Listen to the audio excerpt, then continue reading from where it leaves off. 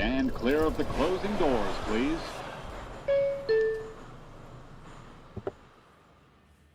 What is up, you guys? How's it going out there? Spring training continues to roll right along, and I don't know about you, but this seems to happen every single February and into March. We beg and pine for baseball to come back after a long, cold winter, and we just can't wait to see the guys back out there and the pop of the mitts and the crack of the bat and spring hopes eternal, everything that comes with it, and we get juiced for these first couple of spring training games. But I have a confession to make to you guys. After watching today's spring training game for the Mets, my goodness, I am so ready for it to be over. I am ready for regular season baseball. What a drag of a game today. There were a couple of things that we have to highlight and talk about here this evening, including two of the Mets' top prospects, Jonah Tong, who made the start today, Carson Benge getting 3 at-bats in this one, and we're going to go over all of that plus more, whatever is on your guys' mind. It is an open forum, but man, I am ready for regular season baseball, and here I am in Florida enjoying this beautiful weather. You would think I never want this to end, but no. I am ready for these games to start counting. I'm sure that a lot of you guys feel the exact same way, but we're going to get into it all. We're going to be back up in Port St. Lucie this weekend, beginning tomorrow, actually, so plenty of coverage coming your way right here on my channel. And speaking of which, I'm Tony Metro. You guys know the deal. Daily Mets content here on my channel. Go ahead, leave this video a like. Really appreciate that. If you're not already subscribed, what are you doing? Hit that subscribe button. I was going to say hit that effing button, but I don't want to get demonetized, so sorry, but appreciate you guys tuning in. You can also check me out on all the other platforms, TikTok, Instagram, Twitter, and Facebook. Links to all of those are in the description of this video down below. Armand is amazing. What is up, my man? How you doing? Good to see you in here. As always, it's been a little while. These live streams have been a little more few and far between lately as the spring training continues along. You know, there's not a ton of storylines. I think mostly because it seems like a lot of this roster is pretty set for the most part. There's maybe 2 things in question right now. You know, we know obviously who the starting and backup catcher is going to be. We know who the starting second baseman is, who we know who is the starting third baseman with Bo Bichette. The outfield all across the way is almost all but guaranteed, with the exception of right field. What is that going to be? Is it going to be a veteran and Mike Tauchman? Is it going to maybe be MJ Melendez? Who knows? It could be Carson Benge. And if Carson Benge is fighting for that opening day starting spot in right field, well, man, he really did himself some favors today, going 3 for 3 in this ball game today against the Cardinals. The Mets ended up dropping this game. I believe the final was 6-0. I mean, pretty lifeless from the Mets lineup. Now, granted, Juan Soto was removed after his second at bat. Bo Bichette, I don't believe, played in this game either. So these are the dregs of spring training, like I was talking about before, where you were going to run out some names, some guys that hopefully you don't really want to see at any point in the regular season. And that's not to say prospects, because there were some decent prospects in this game. Benge, as I mentioned, obviously. But Benge really with a great day today.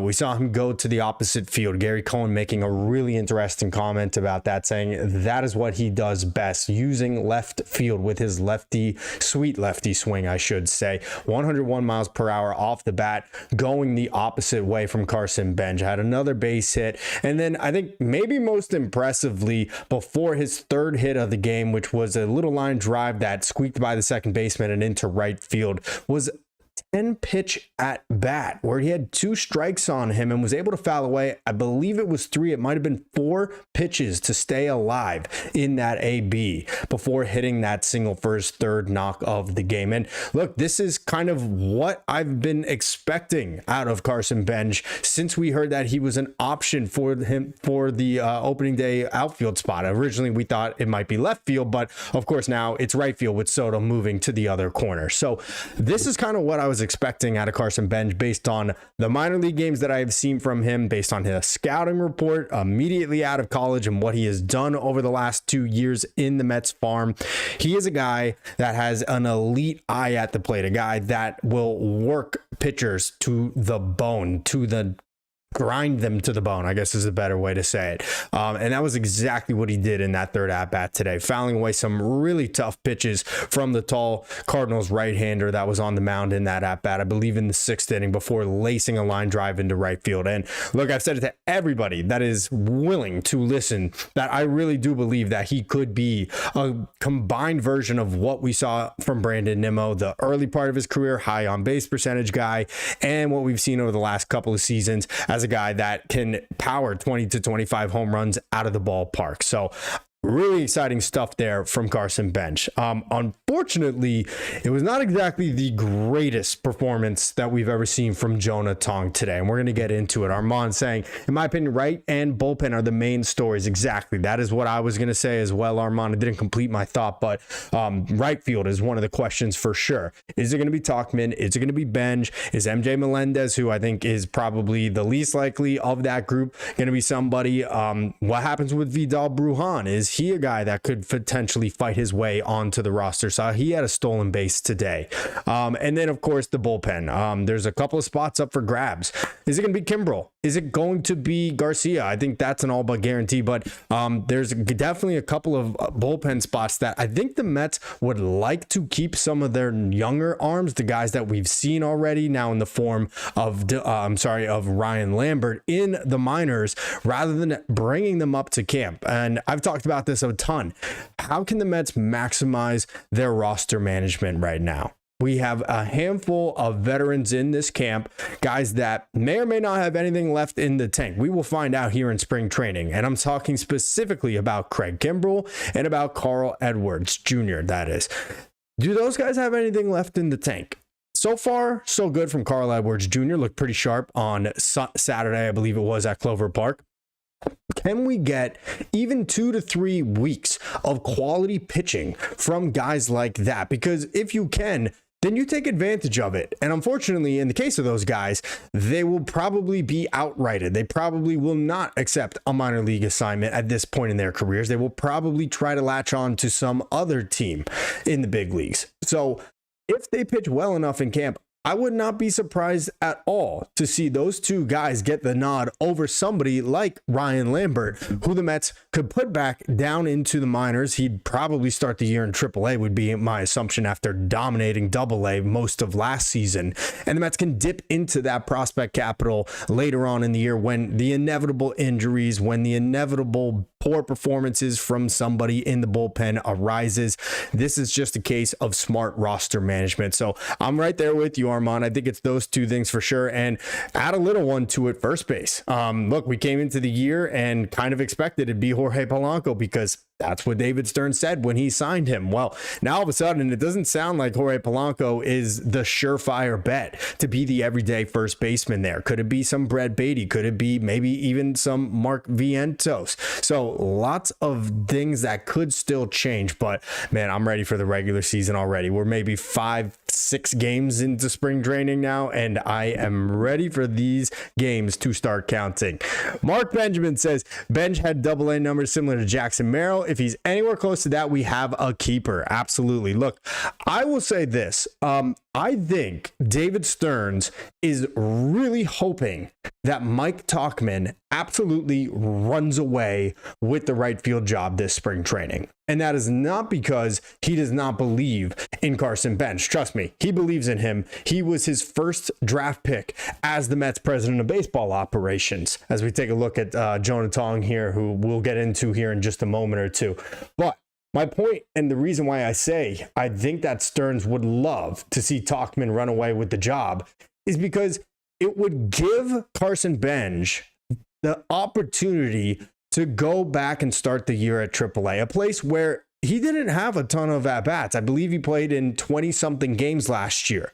And the numbers weren't very good in Syracuse for Benge, which is completely normal when you jump from level to level in the minor leagues and then up even to the major leagues, right? So I think in his heart of hearts, he would never tell you it, but David Stearns would love to see Mike Tauchman have an absolutely insane spring where the Mets can have him as their opening day right fielder, maybe mix in some time with Tyrone Taylor as well, but all because they want Carson Benge to have the best possible chance to succeed when he is ultimately called up to the big league roster. Now, maybe he's going to just go on an absolute tear himself this spring. Maybe today his 3-hit day is just the beginning of that, right? That's very possible. I mean, this is one of the top prospects in baseball. The thing I just saw today for Just Baseball had him ranked as the 11th overall prospect in all of Major League Baseball. So I have high hopes for him. Many Mets fans do, and obviously the Mets front office does, but probably would benefit from a little more seasoning in AAA. And I said it when the Mets signed Mike Tauchman. I absolutely loved the deal. I mean, first of all, couldn't believe he was even a free agent still. Second of all, could not believe that he would settle for a minor league deal. And we actually did hear him talk about that. I believe it was yesterday, Tauchman, saying with the impending lockout, with the Mets having an opportunity to potentially contend for the playoffs this year, that's why he was willing to take the minor league deal that he signed with the Mets. So I was thrilled about it. And look, you could do much worse than that for your final position player in your order, in your lineup, a guy that you added just about a week before players reported for spring training. The guy had a nearly 2 WAR last year. Look, he played better defense than I think he's probably going to give you regularly last season, but he is still at worst an above, or I would say at least average, and at times can be above average outfielder. Not to mention, what does he do? Say it for me, Moneyball fans. He gets on base. The .359 on base percentage over the last 3 years. So I would actually be more than okay, maybe even prefer that Mike Tauchman wins the opening day right fielder job so Carson Benge can go back to AAA, get a little bit more time, a little bit more seasoning there. There aren't these opening day expectations and hype and just, you know, the jitters that come with all of that to perform immediately out of the gate, especially a year where I think Mets fans are really zoomed in on this team, right? And waiting to pounce if things go wrong. Some of them, of course, not everybody. But based on how last year went in this offseason, I think it's a tough spot for Benge. Do I think he's capable of it? Yes, I do. But if we didn't have a guy like Tauchman, I'd say, sure, let's go with Benge if he proves it this spring training. But that is exactly why, in my opinion, the Mets did pursue Mike, and now he is here. So we will see. He had a 3-run homer on Monday, I believe it was, yesterday. I can't, man, these days are all just blending together in spring training. None of these games mean anything, right? Anyway, let's see, what else do we got here? I think that's it for the chat right now. But Jonah Tong, of course, made the start today. And here is video, unfortunately, of where things kind of fell apart. Obviously, in the first 2 innings, looked okay. Fastball command was definitely a little bit of concern. And that was something that plagued him last year. Now, I'm not going to get too deep into that or get too worried about it, I should say, because it's his first spring training game. It's his first pitching appearance outside of some live bullpens and side sessions that he has thrown here since reporting to camp probably 2 or 3 weeks ago. So not going to get too worried or bogged down about the velo, which was also a little down, or about the location, something that definitely plagued him last year in his few starts at the major league level, but a little shaky with it, but still managed to get a 1-2-3 inning in the first, was able to work around a little bit of trouble there in the second, inducing a ground ball to get out of that little jam. The third inning is where things kind of went off the rails. Things began with a base hit and then a walk, and then it was the 3-run homer that we're about to watch right here for you. Look, he's working on things just like every pitcher, but a guy like Tong even more so. A kid that is 23 years old, that is one of the top prospects in baseball for a good reason. He's very talented. But the thing that was the biggest problem, if you ask me, last year, and it doesn't take a rocket scientist to know that, he only used 2 pitches. His fastball and his Vulcan changeup. That was his bread and butter. And you can get away with that in the minor leagues for a while, right? You can get away with putting minor league hitters down with that type of mix, as we're looking at it right here. But he also was tasked with adding more to his repertoire this offseason, and he's not done doing it. But he went out there and he threw these new pitches. So he added a cutter, which by my count, he threw 18 times. It's kind of difficult to distinguish the fastball from a cutter, especially because his four-seam fastball velocity was further down than it normally would be, right? But by my count, I saw 18 cutters thrown by Jonah Tong today. Now, unfortunately, caveat to this, the home run he gave up there was on a cutter that he threw. But that being said, the slider he also added as well.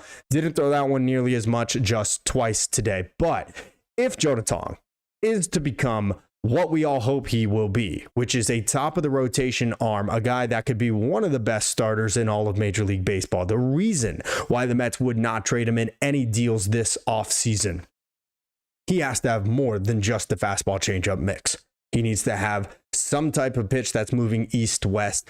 That's the slider. We will see if that's something that works for him. A lot of people have commented on my videos, on my streams lately, and I tend to kind of agree with them because of that high over-the-top arm angle.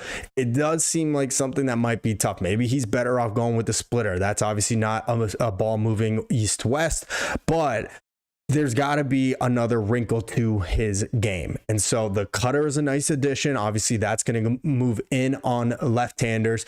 But to add a slider to that as well would just be impressive. So look, this is a work in progress. This is what he is supposed to be doing. Spamming is the word that kids use these days. Those pitches that he is trying to learn, not just going out there, getting in trouble, trying to go back to his fastball or back to his changeup. That's all he had last year in the major leagues. And obviously, big league hitters wore him down in his starts and eventually finally got to him. The home run ball, obviously, another thing he really struggled with, keeping opposing hitters in the yard. So was it a perfect start? Obviously not. He goes 2 2/3. He gives up 3 runs. It's not a great final stat line. At the end of the day, though, I will tell you this. It is spring training. It is his first real true pitching appearance since September of last year. And I'm at least happy to see that he wasn't afraid to throw these new pitches that he is working on. And the best news about all of this is that he is starting the year in AAA. I think that's all but guaranteed at this point, right?